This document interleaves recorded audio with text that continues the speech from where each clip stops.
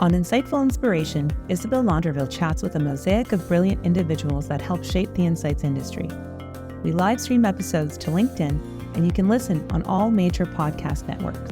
Join us, and please subscribe so you won't miss our guests' insightful inspiration and hear what drives them and how they get inspired to be successful in the insights industry and beyond. Insightful Inspiration is brought to you by Sylvester & Co., an award-winning qualitative research firm with half a century of experience. Hello, welcome back to episode 6 of Insightful Inspiration.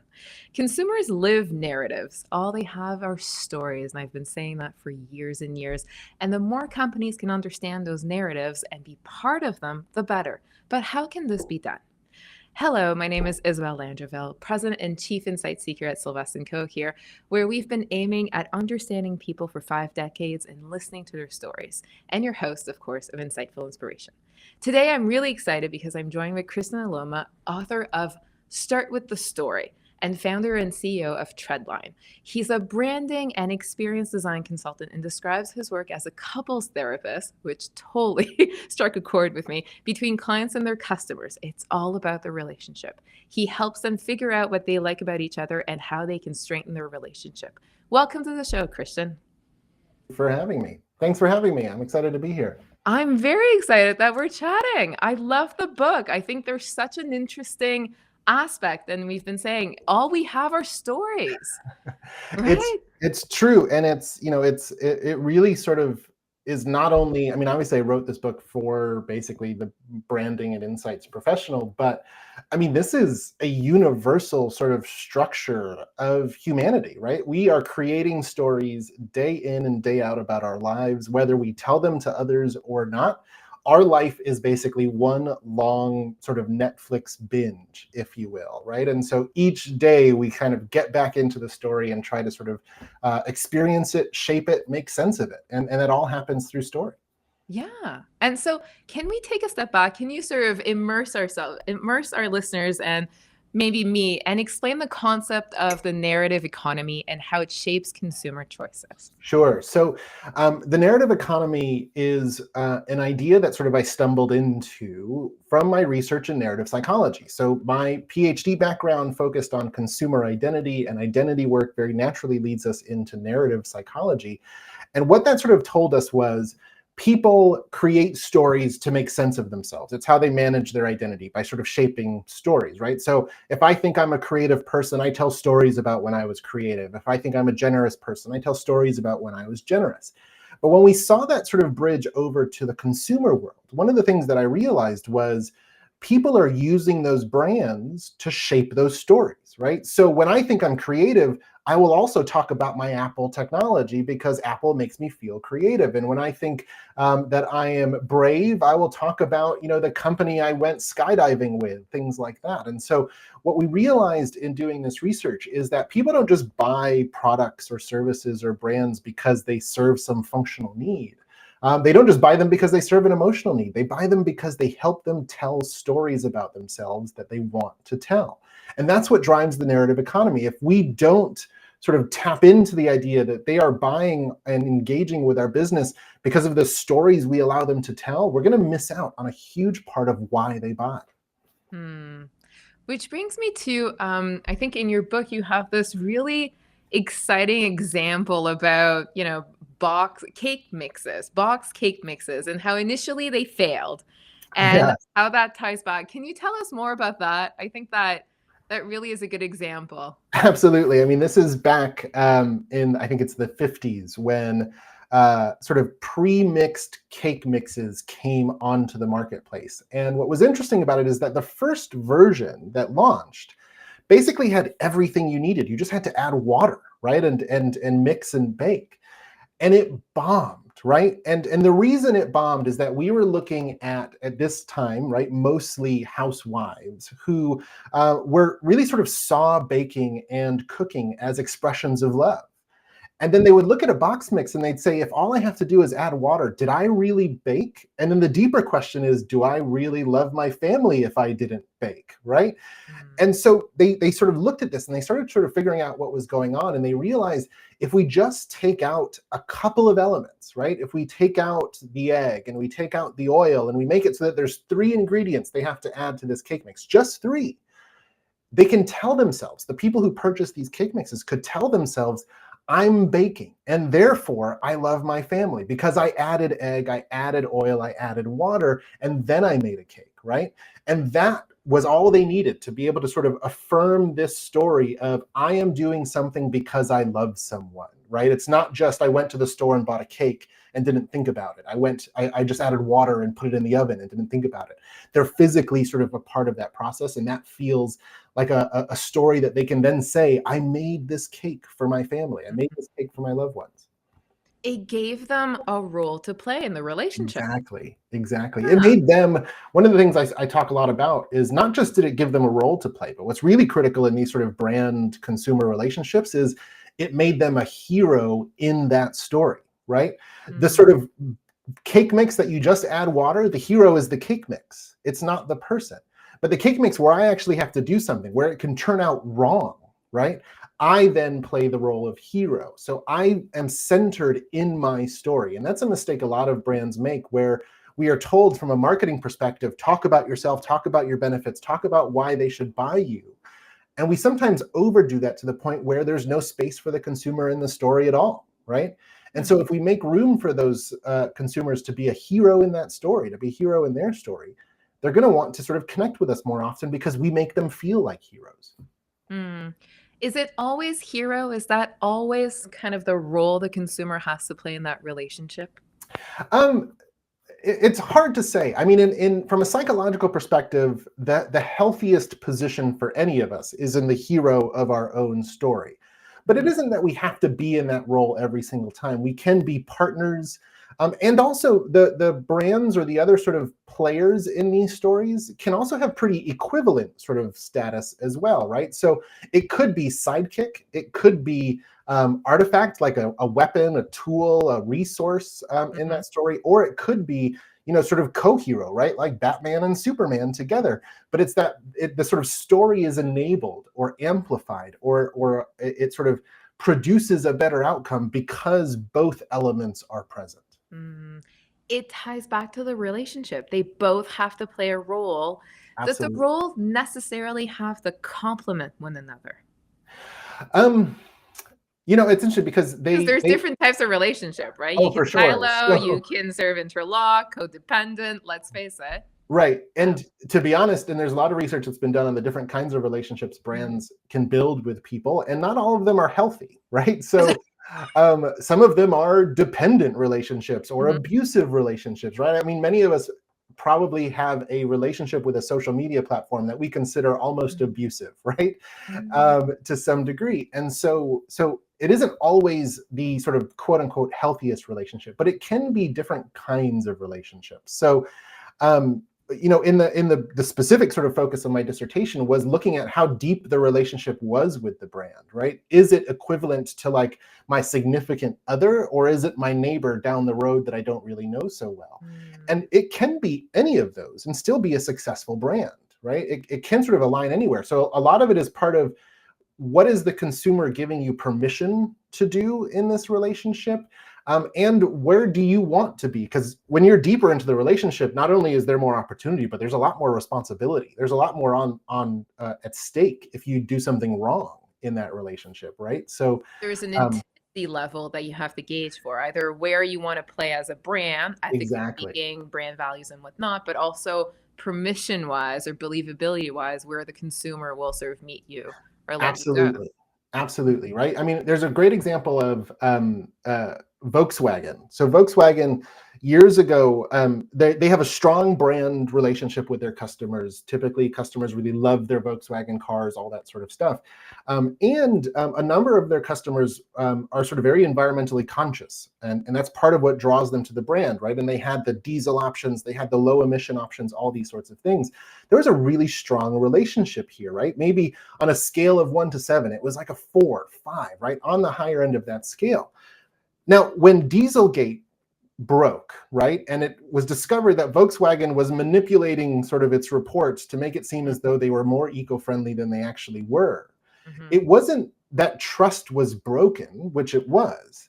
It was that consumers felt betrayed by the brand, right? That's a much deeper emotion than just distrust. Betrayal is sort of a recognition of the trust that they had and then a disposal of it completely, right? And so you saw a lot of consumers going online, not only questioning the brand, but questioning themselves. What was I doing in this relationship? Why I'm out here in my neighborhood trying to look like this eco-friendly guy. Now everyone's looking at me like I'm beating seals on the beach, right? So there was that sort of shift because I was leveraging or depending on this brand to help me tell a story. And now I find out the story I'm telling is the exact opposite of what I wanted. It's really interesting how a relationship is such a dynamic, living and breathing thing, really. Yeah. People, and then there's a relationship. If you've been married for a while, you understand what I mean, probably. But Totally. yeah, Yes. there's something about, people project quite a bit and tell a lot of stories online through social media, but there's also this duality and sort of this need for transparency, authenticity, integrity, sort of those two sort of almost competing. Are they competing sort of forces? How does that sort of factor into this whole brand relationship aspect? Yeah, I don't know that they're necessarily competing. I think they're actually quite complementary because one of the things at the beginning of the pandemic, when we were all trying to figure out what was happening, one of the things that I suggested that brands should really focus on is to be transparent, to be vulnerable, to be imperfect in these moments, because basically that's what was happening to all of us. And I think it was going to go a long way for a brand to say, listen, we know you're struggling, so we're not going to increase our prices. Or if we have to increase our prices, this is why, because all trade has been shut down. Or we can't send you what you ordered because we literally don't have anyone in the factories to do this for us. To be really transparent about that, because what it allowed them to do is that in their vulnerability, in the brand's vulnerability, right, it allowed the consumer to also be vulnerable and deepen trust. Right? This is the trust sort of equation. The relationship equation isn't just I like you and you like me. It's I am willing to tell you things that you could technically use against me, but you don't because we trust each other, right? That's what makes trust so powerful and so important. That's what the deepest relationships, why they can sometimes be so painful when they break up, because you recognize, one, how much vulnerability you had placed in that other person. And while yes, that can be a risky thing, when it works really well, it's actually a really efficient and a really successful thing. Whether you're in a relationship, married for 18 years like I am, or you're in a brand relationship and you've been using, that brand of cleaning product for the last decade, right? So when you sort of see that, it allows you, and the way you described it, I think was really interesting, to sort of not just see the brand as being sort of more human than corporate, but it also allows you to project onto the brand, or what we sometimes describe as to basically confuse yourself with the brand. And what I mean by that is there's a psychological sort of thing that happens when you have a deep relationship with someone or something, is you start to go through what's called trait confusion. Your successes feel like their successes, and their successes feel like your successes. Yeah. And that's a really important part of a close relationship, so that when your significant other is struggling, you feel that struggle as well. And when they have an amazing experience or celebration, you get to celebrate that as well. And that's sort of what's important about these things, so that, you see people who defend their favorite brands, who are happy when their favorite football team wins, right? I'm not on any football field planning to play in any game, but when the Miami Dolphins used to win, I was really happy about the Miami Dolphins winning, right? And so you have that sort of shared experience as if, yeah, that's my team. It's not my team. I don't own the team. I have no stake in the team, but I'm happy when they win because I have a relationship with them in that way. Can every single brand get there? Are there some brands that you're like, you know what, I'm a convenience play, I'm not, let me just like honor the fact that this Yeah. type of relation, like I'm going to be out of circle, Um, out of circle it is, and that's fine. the Like, optimist in me wants to say yes, every brand can technically get there. yeah. I don't know if that's entirely true, or if it is true, it is harder in some categories than other, much harder, a heavy investment, right? Categories, for example, that are very intimate can get there pretty easily. So women's menstrual products, right? There is a relationship and an intimacy that they kind of get right off the bat Yeah. because of that. And they can probably go deeper. Things that you use every day, like your phone, for example, they can probably build into your life in a really deep and meaningful way. But it might be harder, for example, for my brand of toilet paper to get to that same level, right? Now, I may build a brand loyalty and a preference and a fondness for certain brands, but there's likely perhaps a little bit, it's that bond is maybe weaker than my phone or these other areas where you're really sort of fully integrated in my life. In the book, there's a sort of relationship quiz that I kind of include. And one of the key elements of that quiz is not just how long have you been in a relationship, but also how many parts of their life are you connected to, right? And the more connected you are, the more sort of anchors you have and the deeper you can go. Mm-hmm. And so from one researcher to another, if you want to untap that, unpack it, what are some of key methods that you're using to elicit those insightful consumer stories? Yeah, the thing that I think is sort of the stereotype of our industry is, well, you've got to just ask questions and ask really probing questions and ask the deep questions, things like that. I tend to only use questions after I've gotten them to tell me stories. And that's sort of at the heart of it, right? Is I don't start with, tell me why you bought that, or tell me what is in this that you really like. I start with, tell me about why you became a physician, right? Tell me about what dinner time means to you, things like that. I want them to start telling me stories, because what happens when you ask them questions is they go to a part of the mind that's looking for a right answer, and the right answer is defined by, can I survive this social situation, right? That's what the right answers are. When I ask them to tell a story, we actually see on sort of fMRIs, different parts of the brain light up. And those parts are the parts that are recalling memories and telling stories about experience. And it sort of unwires, if you will, the right answer mode, because it kind of just becomes a recount, right? A movie that gets to play back.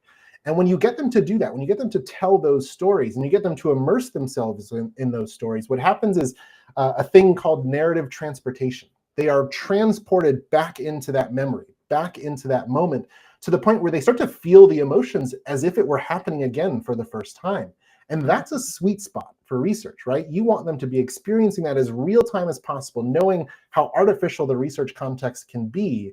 If you can get them as close as possible there, then you're tapping into real meaningful insight, real meaningful ideas about their experience, their preferences, their emotions, and everything like that.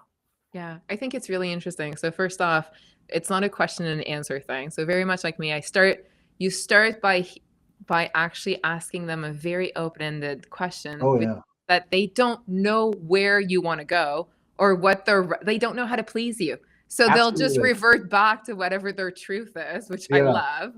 And I think the other thing, I'm listening to I read your book. There's something about, you actually build a relationship with them. You actually hero your respondent, don't you? Or your participant, don't you?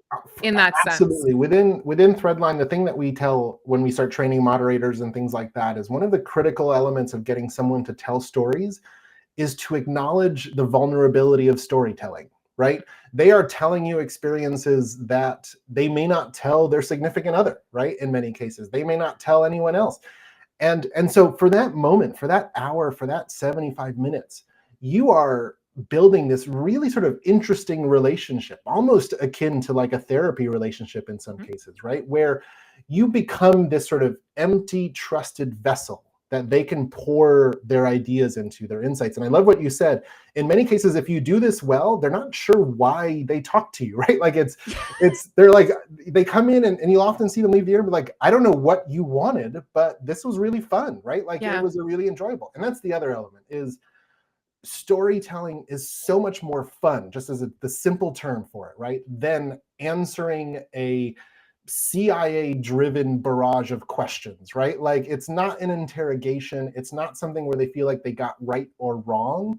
It's just the same thing they would do on the weekend with their friends, right? It's just sort of sharing their experiences with you. And, in a lot of categories that we do, and we do both pharma and consumer work, sometimes this is the only opportunity they get to tell those stories, right? When you have a 1-hour interview with a single parent and you get them to tell you about their experiences, they're going home and they're thinking, no one ever listens to my experience. No one ever listens to me, first of all, right? I've got teens in my house. I'm listened to less and less every day, right? So it is this sort of really wonderful opportunity, and obviously from a business and an insight perspective, but just a really wonderful opportunity just to have conversations with folks where they can tell you what's going on, what they're experiencing, what they're thinking. How do you manage to get them just where you need them super quickly? Because we have to be efficient. Let's Oh say. gosh, yeah, they only give How me do an you get hour, them right? just there? What's Yeah.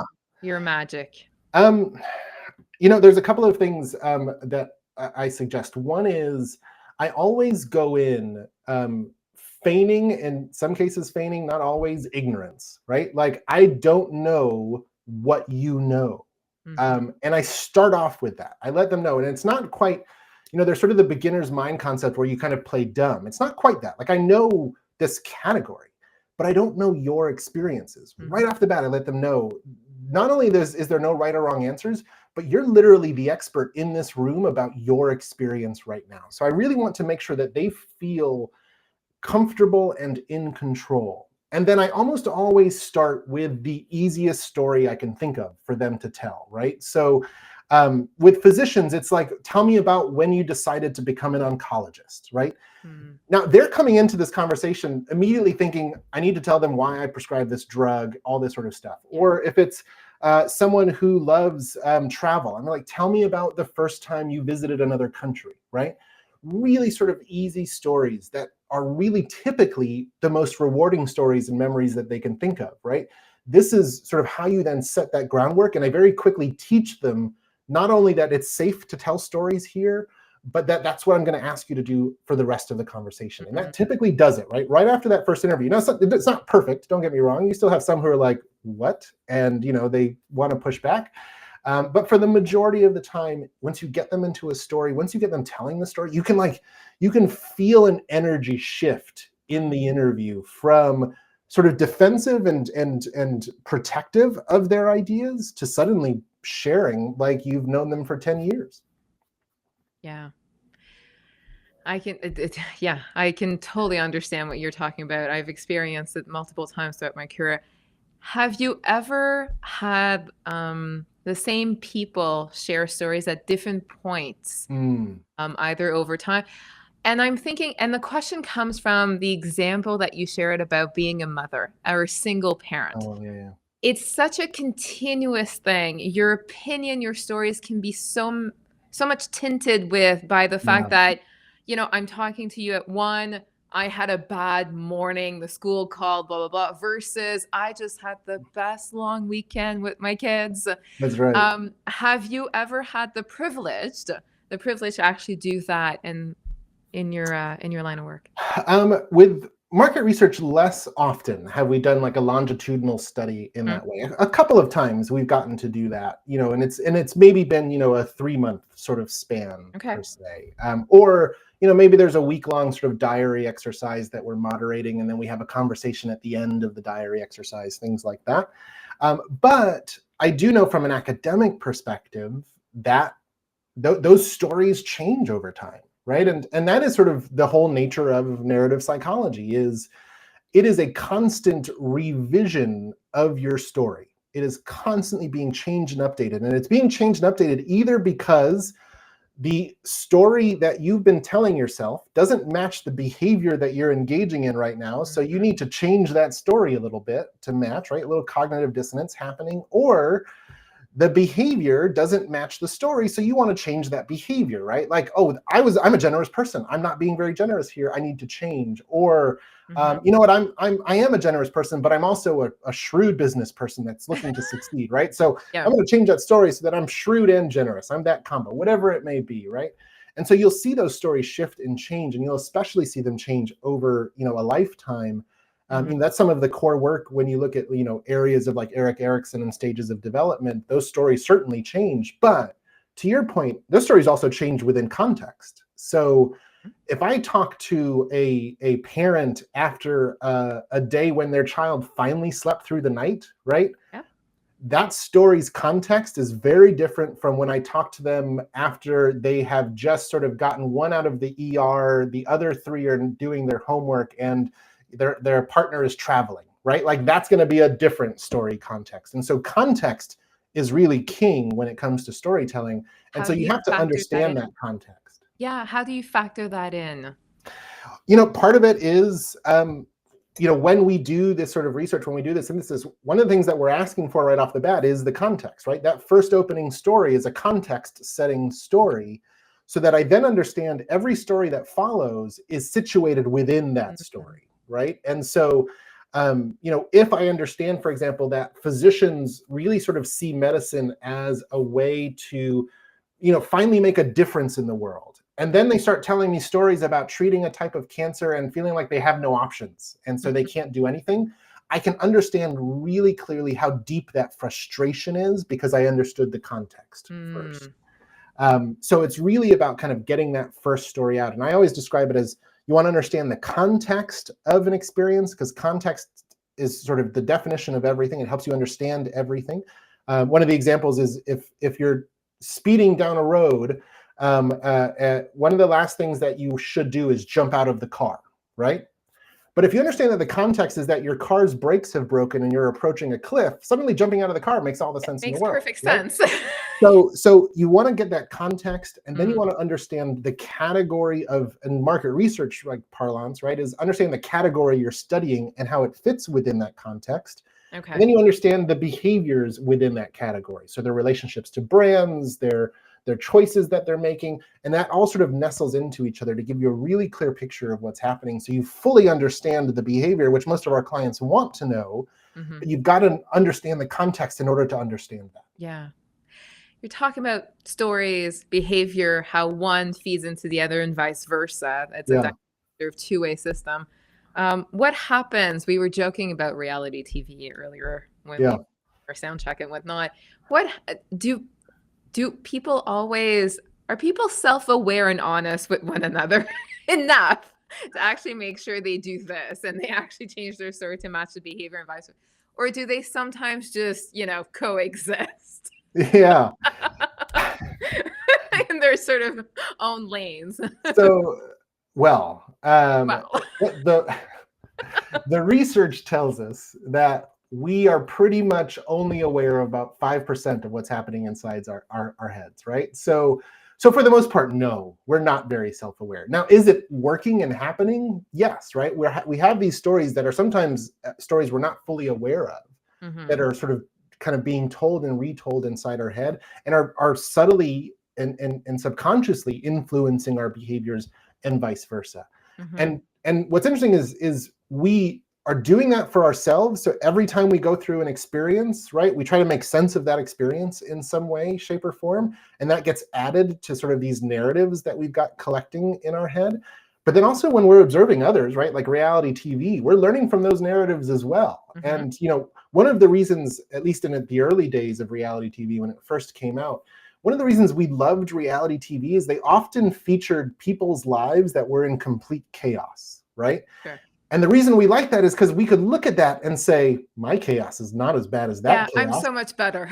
Right? Like, you know, as bad as my life is, that's not happening. I'm not like that. Right. I would never do that. Yeah. So we look at other people's narratives and compare them to our own to say, is that a narrative I want, or is that a narrative that makes me feel good about my narrative, right? So we are sort of doing that. We are referencing other people's narratives. So there's something about a brand coming in with a narrative, a story that someone can, that is either inspirational, aspirational, that truly resonates. There's something there as well. It doesn't always have to be authentic and true. It could also break it out. Yeah. Yeah, absolutely. And so I think there's a caveat there, which is there are stories that entertain and then stories that shape, right? And stories that influence and inform. And they're not always the same. Entertaining stories don't necessarily have to be very authentic or true even, right? But when it comes to relationship stories, when we're building relationships with brands, typically the ones that survive the longest are those that are authentic, are true, are genuine in some way. And that's probably more true today than it was 25 years ago, right? Where consumers are looking, and we have sort of shifted into a space where our brands are also expressions of our values. Mm-hmm. And so we are looking to see, well, is that a brand that believes in global warming or not, right? And if I am purchasing that brand, does it say I believe in global warming or not, right? I mean, Tesla is sort of facing a big challenge around this with Elon Musk at the helm, right? Which is, I love electric vehicles and what they mean and what they stand for, but also sometimes I wonder, do I want to align myself with Elon Musk? And those narratives are very tightly aligned. Yeah. So Or at the end of the day, do I just want to be a Tesla driver? Right. And I mean, I think they're beautiful Tesla cars. Like, I love them.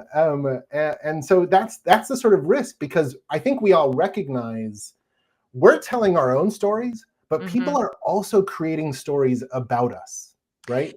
Yeah, and I think it's interesting. It's also the story, like I'm listening to you and I'm sort of playing back this. So let me share a small anecdote on my end. So I'm doing this research about relationship to food, and it was a privileged story. I'll take you out of context, but the privilege of doing 3 generations of women. So the daughter, the mother, and the grandmother, essentially. And it was all about sort of that classic ham over the holidays and whatnot. Sure. And I went up the generations systematically, sort of intentionally from a research science standpoint. Started with the daughter and sort of said, so how do you go about it? Tell the story. And the big thing was that she cut both sides of her ham. And I was like, why do you do that? She's like, well, that's a family thing, and that's how we did it. Mom did it that way, so it's close to my heart. And just, it is what it is, and blah, blah, blah. I'm like, okay, fair.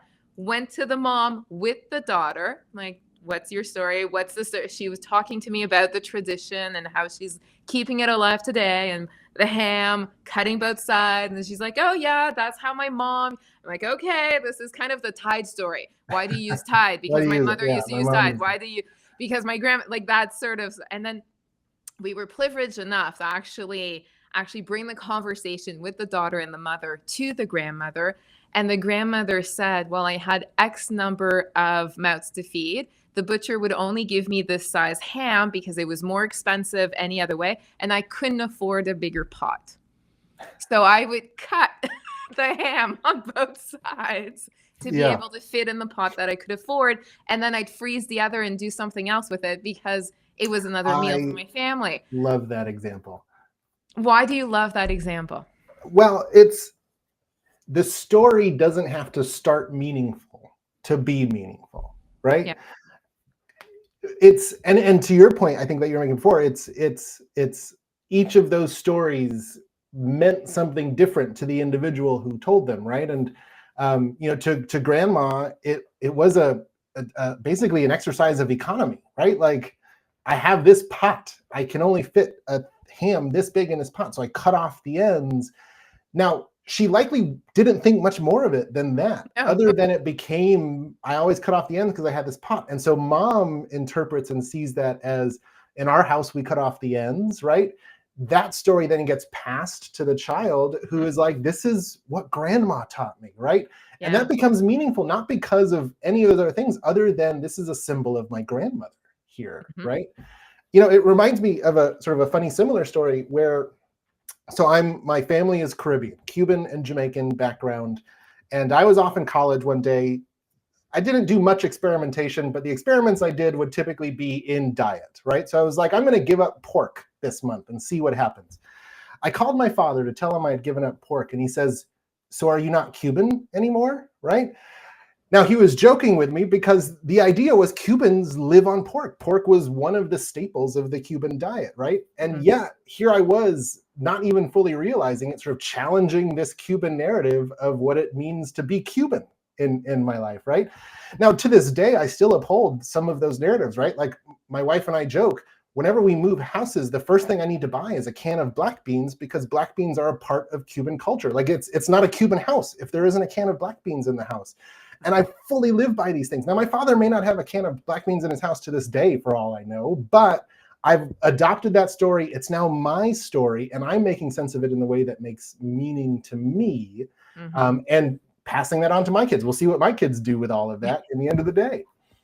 You never know. It might be frozen something. You That's never right. know. That's right. Yeah. But it'd be, so, from a researcher to another, wouldn't it be ideal to be able to see sort of a person over time, the stories that they tell one another, go out of that to see the stories that others around them within their intimate circle are saying about them with regards to that, and then go above that? Wouldn't that be just the perfect kind of 360 kind of angle? Dream. That would be the dream project. Can we get someone to sponsor that? Can we do that? Well, between you and I, let's work on that. I think that would be amazing. Yeah, let's get together and do that. I think just because, just the 3 generations of women, and that was deep-seated in sort of Quebec culture and their relationship to food and tradition. But just that was just so interesting and so amazing. But beautiful. So coming back to, brands building stories and using their stories and hearing the consumers to actually build that relationship based on trust and all of those, in your book, you do a really good job of saying, what are the telling signs that a marketer or brand strategist should be sort of attuned to know that, hey, I'm tracking well. I've decided to do this. I know I'm tracking well. What are those sort of signs they should be on? Yeah, I think there's a couple of probably key elements that are there. One is, are you part of their stories? And there's a couple of ways you can be part of their stories. There are what I would call stories that they borrow from you, like, Subaru says it can drive up a mountain. And that's really great because I love Subaru. And if I wanted to, I could drive up a mountain, but they're not driving up mountains, right? So they're sort of borrowing stories of adventure. It's not their story quite yet, but they get to borrow that. But they could if they wanted to. It's there. They could if they wanted to. That's right. That's the key thing. Now, where you start to see a little bit of a shift then is from borrowing those stories to owning those stories. I drove this mountain in my Subaru, right? Or what you often hear more in the sort of automotive industry is, we survived that crash because of my Subaru, right? That was like the Volvo story overall, right? And things like that. So, they start to sort of make the stories their own, where it's not just that I got the thing, but that it is part of me now. And so we'll see that shift, that subtle shift in sort of, again, it's about that relationship or the role the brand is playing in their story of something that feels still sort of external and on the periphery, to something that feels a part of sort of who they are, right? So you want your consumers to actually go up that hill in their Subaru? You don't want them to actually just think of the possibility that it might be open for them? Well, I think it's whatever it is for them. I think that possibility becomes symbols for something else, right? So the fact that the Subaru could go up the hill means that when I go visit my in-laws in northern Michigan in the middle of winter, I feel pretty confident we're not going to slide off the road, right? And that's my mountain sort of experience. So I say, well, when we go up north now, my car is 10, 12 years old. We're going to get a Subaru next time before we go, so that I feel real comfortable with my family in the car, things like that. So you kind of get to see that shift. And it doesn't have to be the exact same story, but you got to sort of adopt or sort of integrate that into your own stories, whatever that mountain is for you in your life. And so when you see that, and the thing is, as a brand, you kind of get to decide how deep you want that to be, right? The deeper you go, the more loyalty that you might have. But also, there's more responsibility there, right? You've got to be there for customer service. You've got to be there for responsiveness. You've got to be reliable. You've got to be dependable in those cases. If you're sort of just looking on doing widgets, right, you might not need to go there, right? If you're there's permissibility, but there's also if they give you permission, then you have to show up. You have to play your part. Yeah. Exactly. Okay. Yeah. Fair enough. So I know from a moderator to another, we have to moderate this afternoon, so we have to keep this on check. That's right. We need to find an opportunity to do that project. So anybody Please. listening that wants us to work together on this, like Yeah. 360, If you I want think to understand reach the, out. the We'll make it stories happen. across time for some I audience, know. please tell us. Across generations, across time. I think even across culture. Like there's something Totally. about culture these days and how it's intertwined with identity, given Yeah. where we're at in the world, in the States and in So now Canada. we've narrowed it to global brands that want us to do this work. Oh, We're happy. yes, we're here. Okay, we'll figure it out. We'll take it offline. We'll figure it out. But okay, so there's one thing that I'd love to do. Yes. You probably speak more than one language like I do, but I have a French twist, and it's a real French twist. So I'm not going to start speaking French, which I can do, but I won't do that to you. But there is something that I love about bouillon culture. So Bernard Pivot is this guy who had, if you ever if you know James Lipton from the Actor Studio, it's how he actually ended every single episode. Yes. And I just stole 4 questions. Perfect. I'll ask you the 4 questions, and every episode I ask them, and there's some themes coming through. I think it's really interesting to get different people from different areas to answer the same questions, and there's some real themes coming out, which is really interesting. I'm ready. So, okay, go for it. So the first one is, what profession other than your own would you like to attempt? The first one that comes to mind is travel writer. I suppose. Why? What's up with? I love travel. I love sharing and teaching about things. Like I come from a family of teachers, and so that was for me one of probably the best ways to try to combine those things and maybe sort of like a dream YouTube retirement job, right? Like to be a YouTube travel blogger, I suppose. Spoken like a real business owner. There's a business opportunity everywhere. That's right. Fund my retirement. Let's make it happen. I'm with you. What is your favorite word? My favorite word. The first one that comes to mind is onomatopoeia. Just because it's like a song by itself, right? Like say it again. Onomatopoeia.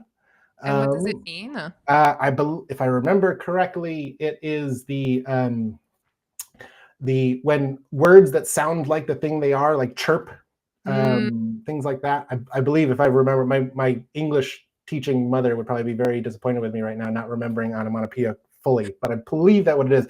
But I don't even need to know what it means. I just like the word onomatopoeia. Like the phonetics of it. Like the M's in it, it's like a wave coming out of your mouth. Yeah. It's fantastic. There's something about, like, I have a father tongue and a mother tongue. That's why I'm perfectly bilingual. There's something about a TH in English for me that's super satisfying for some reason that I will never get in French. Fair enough. And my kid is really afraid of me when I speak English. When I get mad in English versus in French, there's something about it that's a bit... That's my parents when they got into the thick Jamaican accent when they were. Well, there you go. I think there's something about it. What is your least favorite word? My least favorite word. God, the one that makes me shudder is disappointment, I guess. But probably because of the emotion behind it than the word itself. But yeah. Okay. And what is the best thing a mentor has ever told you that has stayed with you and you're still using today? I remember this. It was my first business coach, actually. And he explained to me that a single project does not define an entire career, right? So whether that project was a failure or a success, I might feel awful now, but it's important to step back and remember I have had hundreds of successful projects. So that one project in the grand scheme of things is not that important. Context matters. It does, very much so. Context brings, what is it, perspective and wisdom? I hope so. I hope so too. Yeah. This was amazing. Thank you so much. I feel we've only captured the tip of the iceberg. We might have to do another one when we're not moderating in the afternoon when we can have more time. Absolutely, yeah. But let's figure out that project. I think that would be really amazing. I would love to. Thank you for having me. It's been an absolute delight. Of course. Well, thank you, Kristian. And that's it, people. A short, very much for tuning in. It's been a pleasure to share this episode 6 of Insightful Inspiration. Please do share with your friends, share with fellow listeners, tune in, and the next episode will come shortly. Have fun, people.